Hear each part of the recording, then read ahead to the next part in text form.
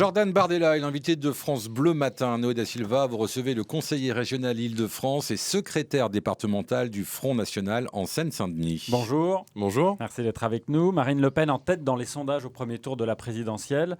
Il ne fait pas bon être favori des sondages. Est-ce que ça ne vous inquiète pas un petit peu ? Oh, vous savez, moi, compte tenu des résultats de la primaire, notamment, j'ai appris à me méfier des sondages. Je crois qu'il y a une réelle dynamique en faveur de Marine Le Pen. Justement, c'est en général ceux qui sont en tête qui sont balayés. Nous travaillons évidemment sur le fond. Nous faisons des déplacements, un certain nombre de déplacements partout en France. Nous faisons des meetings. Nous parlons des problématiques qui intéressent nos compatriotes.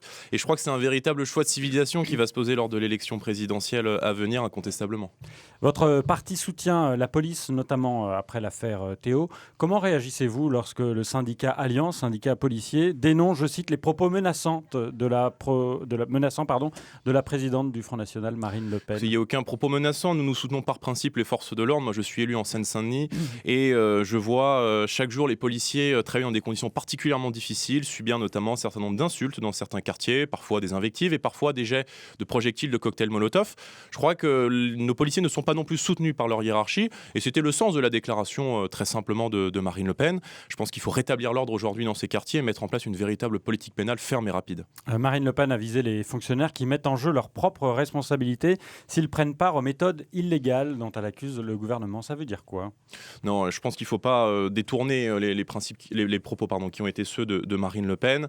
Je crois qu'elle tenait notamment à saluer par là le travail exemplaire des fonctionnaires dévoués à leur mission publique. Maintenant, il est évident que depuis un certain nombre de temps, on constate que les fonctionnaires peuvent être réquisitionnés pour diligenter des enquêtes à l'encontre de responsables politiques, comme ceux du Front National, qui peuvent déranger le système, et on le voit depuis un certain nombre de temps, et sur ces affaires qui sont, je dirais qu'on ressort la poussière qui est sous le tapis en réalité. Mais tout le monde ce matin comprend que ce sont des propos menaçants et qu'il y a une purge en perspective si vous remportez l'élection présidentielle. Non, il n'y a absolument aucune purge. Vous savez, Marine Le Pen ne s'appelle ni François Fillon ni Emmanuel Macron.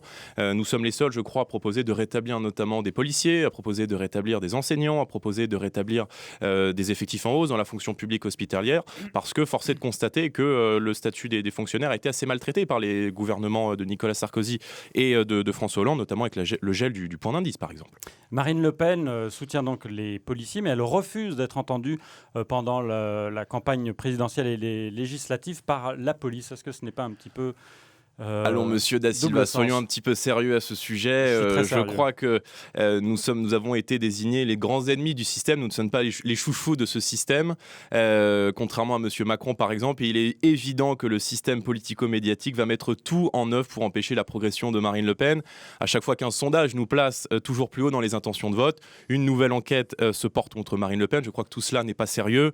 En l'occurrence, on parle ici d'une enquête de l'OLAF, qui est un organe de contrôle qui émane directement de monsieur Schulz, le président de la Commission européenne, qui a maintes et maintes fois déclaré qu'il était prêt à tout faire pour empêcher la progression des Patriotes et du Front National en France. Je crois que les Français se rendent compte de cela, et pour preuve, ces affaires ne portent aucune contradiction à la montée de Marine dans les sondages. Vous voulez dire que c'est même bon pour Marine Le Pen ?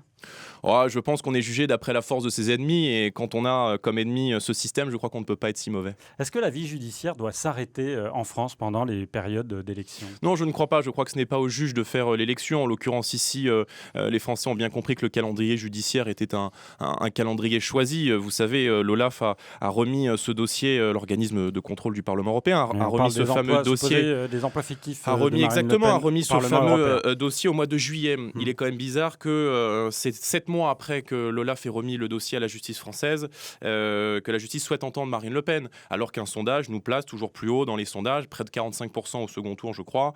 Donc voilà, je crois que les Français ne sont pas dupes, font bien la différence entre ce qui relève de véritables affaires judiciaires, concernant notamment M. Fillon, et ce qui relève de persécutions politiques concernant Marine Le Pen. Jordan Bardella, est-ce que vous êtes d'accord avec François Fillon, qui dénonce une quasi-guerre civile en France ? Je crois que dans un certain nombre de quartiers, on a dansé sur un volcan depuis de nombreuses années. Moi, ce que je constate, c'est tant sur les violences d'extrême gauche qui ont sévi ce week-end à Nantes que sur les racailles qui font la loi dans certains quartiers. Le gouvernement est aux abonnés absents. Les ministres de l'Intérieur fictifs, pour le coup, successifs, M. Cazeneuve, puis aujourd'hui M. Leroux, que personne ne connaît, M. Urvoas, ministre de la Justice, ont totalement disparu. Je crois que le gouvernement a failli dans sa mission de maintien de l'ordre. Et les Français, vous savez, connaissent la la farouche détermination de Marine Le Pen à vouloir rétablir l'ordre dans ce pays. Et je crois que tous ceux qui aspirent en vivre en paix, et notamment dans ces quartiers, sauront se porter sur Marine Le Pen lors de l'élection présidentielle. L'affaire Théo, bientôt un mois. Vous avez évoqué évidemment le soutien aux forces de l'ordre qui travaillent parfois dans des situations compliquées. Quelle solution néanmoins pour les rapports futurs entre la police et la population ? On n'est pas dans deux guerres de bandes, attention à ne pas tout mélanger. Nous avons d'un côté le représentant de la force légitime qui est l'État et l'État de droit par la police, et de l'autre des minorités qui font la loi dans certains quartiers. Moi je le disais, je suis élu de la Seine-Saint-Denis et je reçois des dizaines et des dizaines de courriers chaque mois de gens qui dans ces quartiers se plaignent de ne plus pouvoir sortir tranquillement, que des racailles font la loi en bas des quartiers, de ne plus pouvoir envoyer leurs gamins à l'école.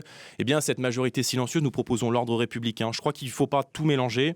Il faut évidemment rétablir l'ordre dans ces quartiers, réarmer massivement nos forces de l'ordre qui sont aujourd'hui démunies face aux menaces nouvelles. C'est vrai dans ces quartiers, mais c'est aussi vrai face à la menace terroriste. Et puis surtout, arrêter la culture du laxisme en matière de justice et appliquer une politique pénale qui soit encore une fois beaucoup plus ferme et beaucoup plus efficace. Mais en ce qui concerne les rapports police-population ? Je crois qu'il n'y a pas de problème avec les gens qui respectent la loi dans ces quartiers. Il ne faut encore une fois pas tout mélanger.